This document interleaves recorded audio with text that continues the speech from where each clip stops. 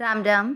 आज हम श्रीमद् भगवद गीता की अध्याय 18 मोक्ष संन्यास योग का श्लोक 9 संस्कृत उच्चारण और हिंदी अर्थ सहित समझेंगे। पहला चरण का य के ऊपर आधार है, का के साथ करेंगे कार और य में आ मिक्स करेंगे कार्य।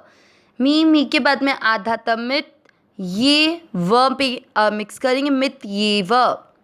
य पूरी के साथ आधा त यत, क पूरा म के ऊपर जो आधार है उसको क के साथ कर और म में अ मिक्स करना है कर्म।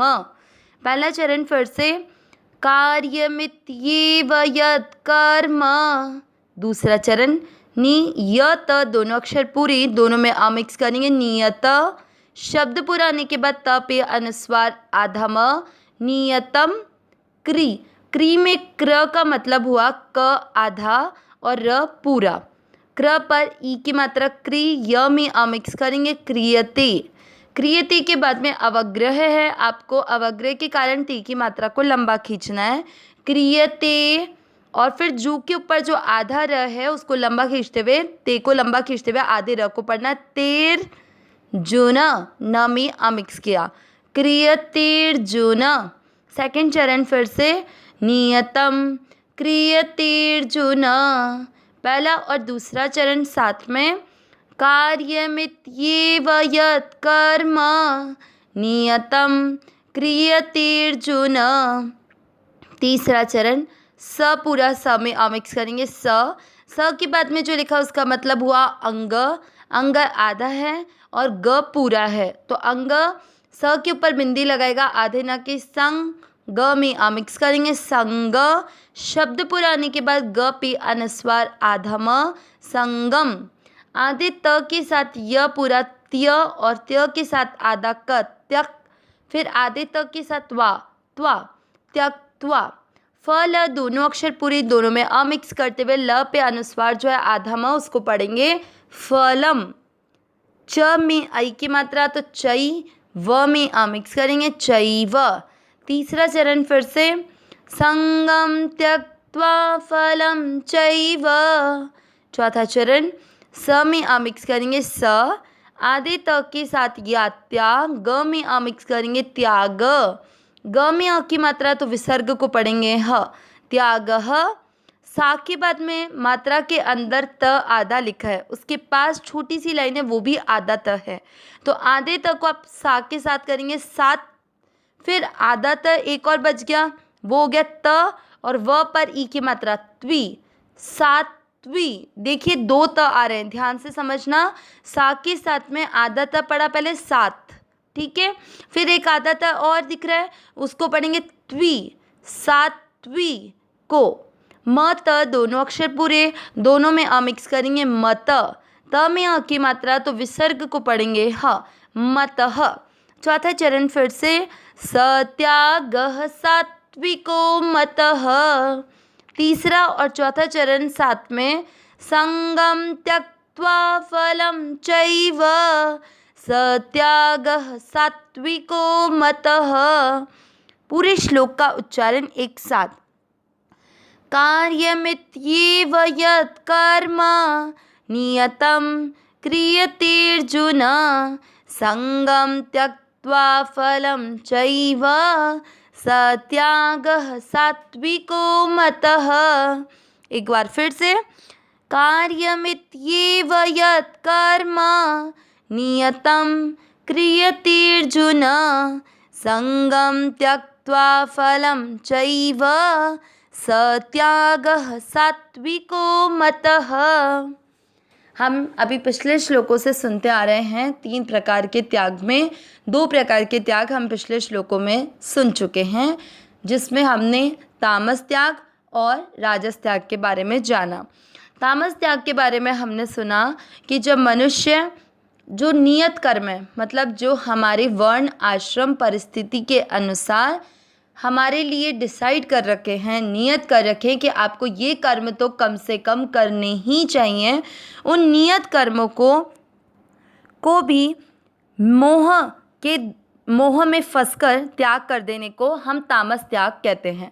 कहने का मतलब ये हुआ कि वो नियत कर्म करना हमारा कर्तव्य है जो वर्ण आश्रम और परिस्थिति के अनुसार हम मनुष्यों के लिए नियत किए गए हैं, लेकिन फिर भी हम लोग आलस में प्रमाद में फंसकर कि ये शास्त्रों में यूं ही काम कह रखा है, इनके बजाय अगर संसार में जो सुख भोग की चीज़ें हैं हमें उनमें आनंद लेना चाहिए, जैसे कि ताश खेलना, जो भी, ये एक सिर्फ एग्जाम्पल है।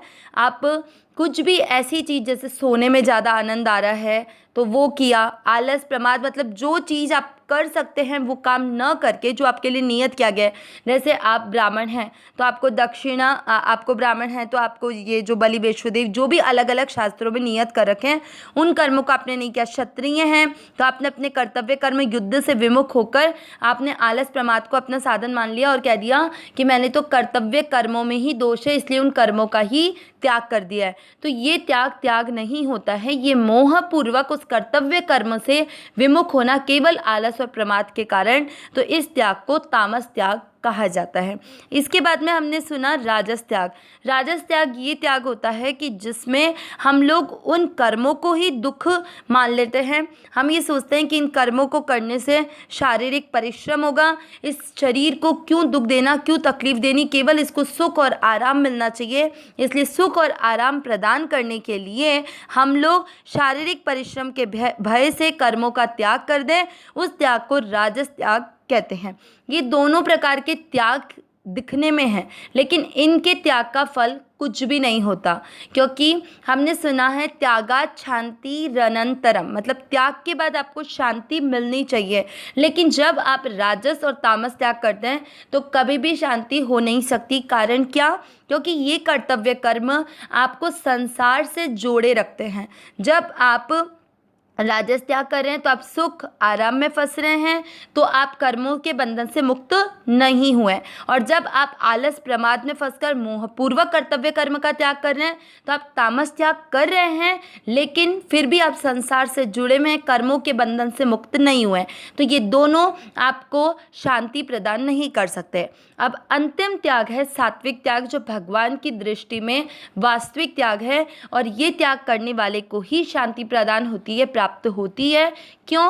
क्योंकि उसका संसार के से बंधन मुक्त हो जाता है। कैसे? हम इसके शब्दों के अनुसार पहले अर्थ निकालेंगे, फिर इस अर्थ को समझेंगे। कार्यमित्येव, ये तीन शब्दों में विभक्त होगा। में का कार्य के साथ जोड़ना तो कार्यम, फिर इति धन एव, य पे एक ही मात्रा है तो एव, कार्यम धन इति धन एव। कार्यम और एव का अर्थ होता है केवल कर्तव्य कर्म ही करना है, या केवल कर्तव्य मात्र ही करना है। इसके यानी इति ऐसा, यत कर्म, यत यानी जो, कर्म यानी कर्म, नियतम, नियतम यानी जो शास्त्र में हमारे लिए नियत कर रखे हैं वर्ण आश्रम और परिस्थिति के अनुसार। क्रियतेर्जुन, दो शब्दों में विभक्त होगा। क्रियतेर्जुन, क्रियते और अर्जुन। क्रियते यानी किया जाता है, अर्जुन है भगवान अर्जुन को संबोधित करते हुए शब्द का प्रयोग कर रहे हैं। संगम, संगम यानी आसक्ति, उसके बाद में त्यक्त्वा छोड़कर, फलम फल की इच्छा, चैव दो शब्दों में विभक्त होगा। च धन एव, च यानी और, एव यानी ही। आगे स वह, त्यागः त्याग, सात्विको सात्विकी, त्यागः त्याग हो गया, और मतः यानी माना गया है। पूरा अर्थ क्या निकला? हे अर्जुन, केवल कर्तव्य मात्र करना है ऐसा समझकर जो कर्म आसक्ति और फल की इच्छा का त्याग करके किया जाता है वही सात्विक त्याग माना गया है। मतलब क्या हुआ? भगवान ने अर्जुन को बोला कि केवल मनुष्य इस संसार में आकर ये बात माने कि मुझे केवल कर्तव्य मात्र करना है, इस कर्तव्य से मेरा कुछ लेना देना नहीं है। पहली बात कि कर्म में उसकी आसक्ति नहीं है, मतलब वो जिससे भी कर्म कर रहा है, जो साधन कर रहा है, जैसे अगर वो नाम जप कर रहा है, अगर वह नाम जप कर रहा है या इस संसार का कोई भी कर्तव्य कर्म कर रहा है, तो उस कर्म से उसकी आसक्ति नहीं है कि आज मैंने ये कर्म किया, कल मुझे अगर ये नहीं करने को कहा गया तो मुझे क्रोध आ जाए, वो नहीं। उसकी उस कर्म से किसी भी प्रकार का कोई जुड़ाव नहीं है, बस उसे वो कर्तव्य मात्र करना है, उस कर्तव्य से किसी भी प्रकार का उसका संबंध नहीं है।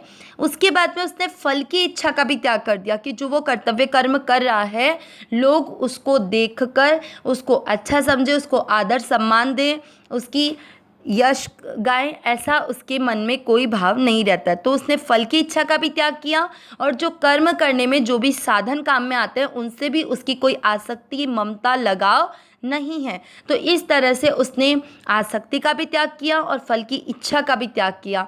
यही वास्तविक दृष्टि में त्याग है, क्योंकि ऐसा करने से जब वह कर्तव्य कर्म करता है तो वो कर्म उसको बांधने वाले नहीं बनते, बल्कि इस संसार से पार करके, इस जन्म मरण के संसार से पार करके उसे परमात्मा की प्राप्ति कराने में सहायक बनते हैं। इसीलिए यह त्याग सात्विक त्याग है और हम हर मनुष्य को आसक्ति और फल की इच्छा का त्याग करके कर्तव्य कर्म करना चाहिए, जिससे कि हम लोग इस बंधन से मुक्त हो सके।